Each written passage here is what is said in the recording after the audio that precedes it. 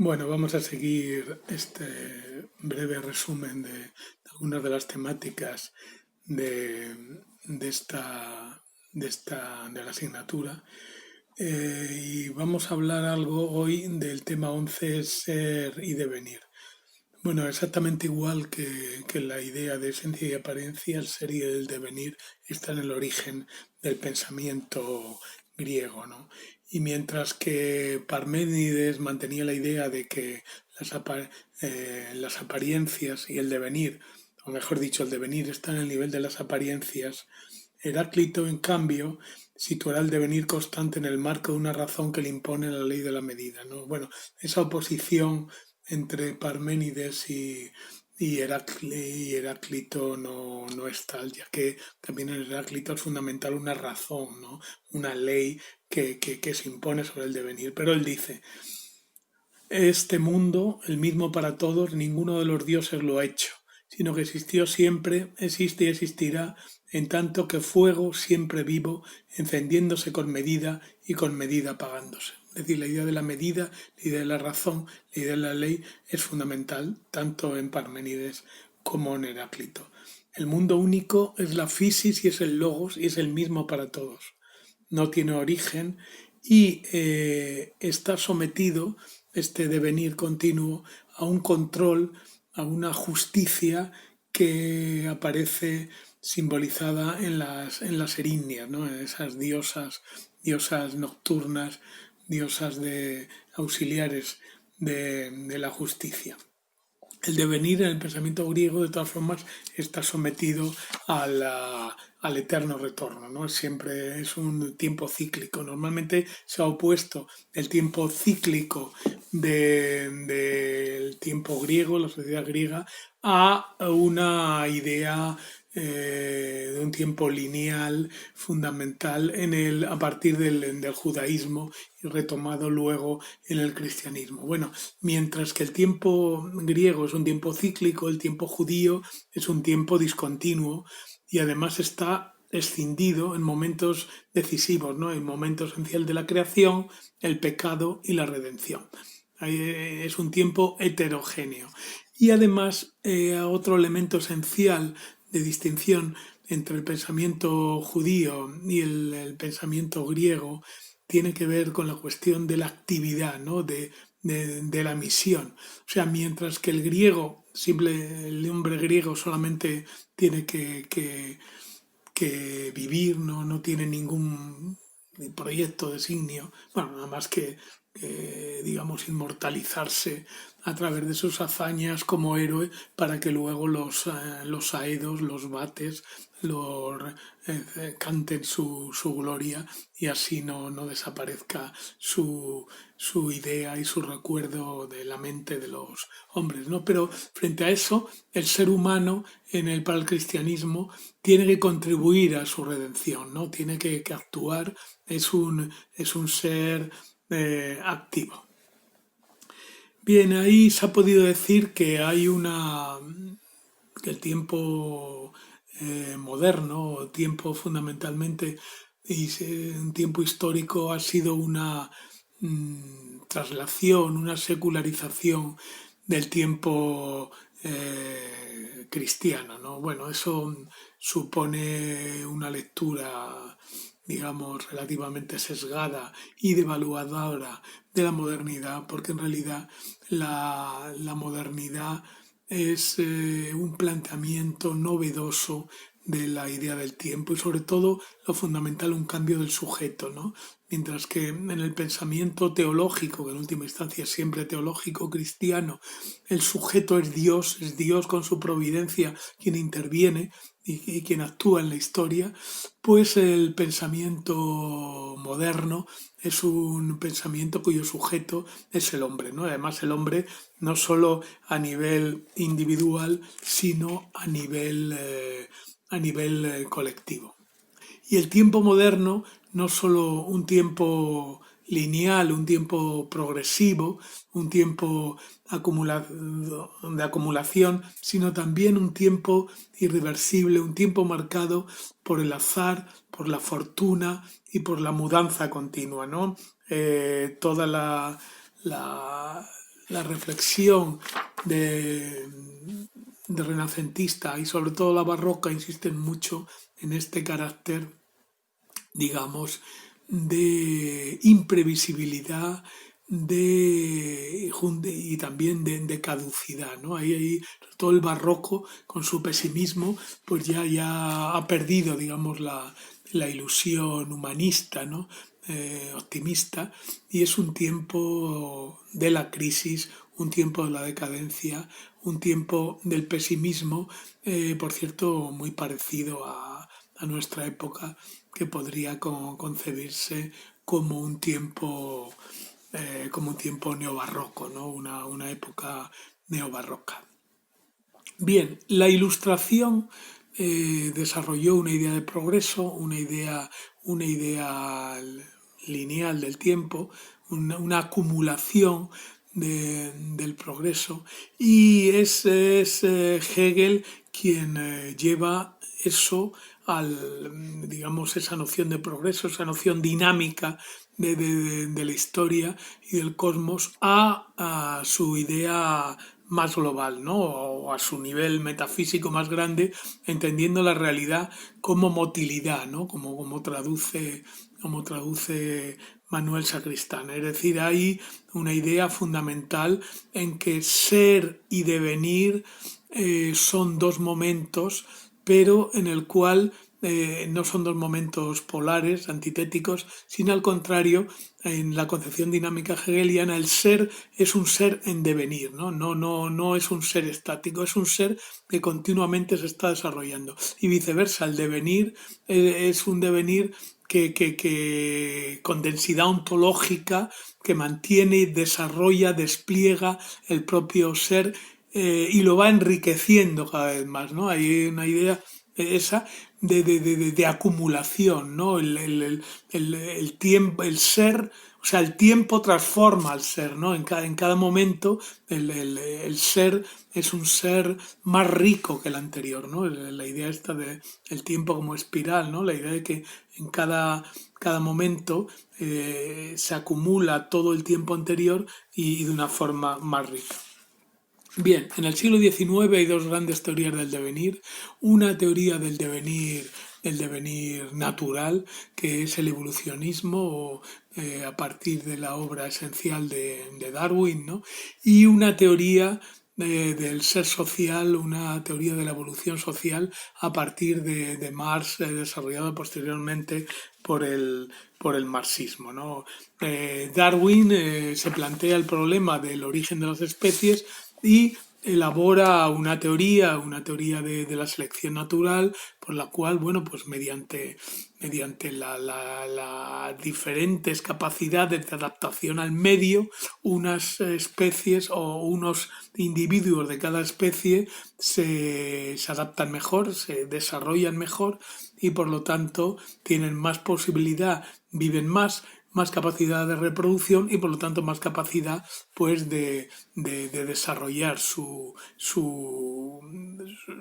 genética, ¿no? Eso luego, a partir de las leyes de Mendel, se unifica todo esto y se retoman las dos ideas, ¿no? Que justamente lo que se transmite, lo que se desarrolla en la evolución son los diferentes pools genéticos, ¿no? Que se van adaptando y cambiando según su diferente capacidad de adaptación y de sobrevivencia, ¿no? de supervivencia. Darwin establece una selección natural en la que la naturaleza selecciona a los más aptos para sobrevivir. La selección natural es, dice en El origen de las especies, la conservación de las diferencias y de las variaciones individuales favorables y la eliminación de las variaciones nocivas. Este darwinismo, esta teoría biológica, es elevada al nivel filosófico por un filósofo fundamental, poco conocido, poco estimado, a ver si este año, que es su centenario, pues se le recoge, y se le estudia un poco más, que es Henri Bergson, ¿no? Henri Bergson tiene una teoría del tiempo en que distingue el tiempo como repetición, el tiempo mecánico, el tiempo físico y un tiempo biológico, un tiempo dinámico ligado a la vida y especialmente al ser humano, que sería la duración, ¿no?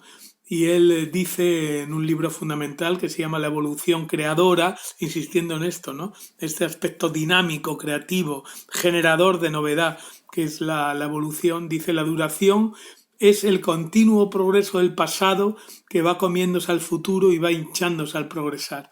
La realidad es evolutiva, la realidad sigue un impulso, lo que él denomina el elán vital, ¿no? Dice: ahora bien, la noción bersoniana de evolución no es lineal, sino ramificada. La evolución es divergente y se desarrolla dando lugar a una complicación creciente. Claro, este desarrollo es un desarrollo que pasa de lo más simple a lo más complejo, ¿no?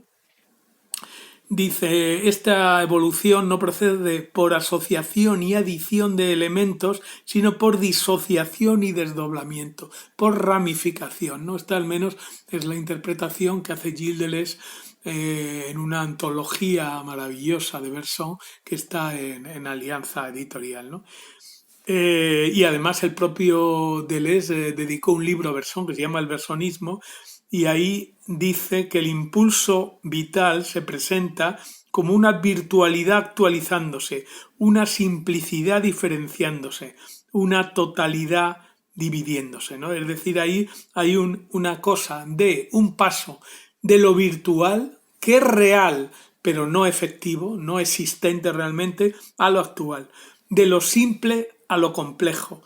Y en lugar de ser la totalidad, el producto aditivo de elementos, es al contrario. Los elementos parciales son, digamos, concreciones, son especializaciones de la totalidad que es la previa, ¿no? Para Deleuze, la evolución bersoniana es un movimiento de diferenciación, de división y de actualización, que va de lo virtual a lo actual, permaneciendo siempre en lo real y repudiando lo posible. Este movimiento es irreversible y además produce novedad. Y la otra gran filosofía vitalista del XIX es la de Nietzsche. Nietzsche tiene una interpretación genealógica que ligada a una interpretación valorativa del desarrollo, ¿no? Ahí hay un elemento esencial ontológico que es la voluntad de poder, que se entiende precisamente como una fuerza vital, ¿no? El nietzscheanismo es la defensa de un pensamiento afirmativo, un pensamiento que afirma la vida y la voluntad de vida, como nos dice el propio Deleuze, ¿no? El vitalismo de Nietzsche está presente en su teoría del eterno retorno, que por un lado es una teoría cosmológica y física, pero al mismo tiempo es una teoría ética, ya que te supone un imperativo, ¿no? Dice: actúa de tal manera que estés dispuesto a soportar los efectos de tu actuación. Es decir, tienes que tener en cuenta que los efectos de tu actuación te van a perseguir siempre y por lo tanto tienes que prever, actuar de tal manera que estés dispuesto a aceptar los efectos de tu propia acción.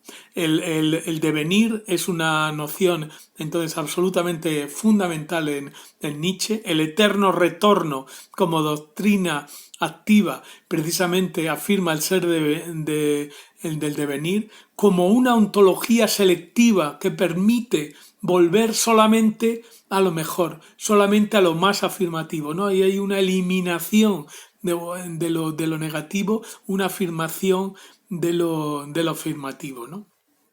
La vida es el concepto fundamental de Nietzsche y ese concepto es inseparable del devenir.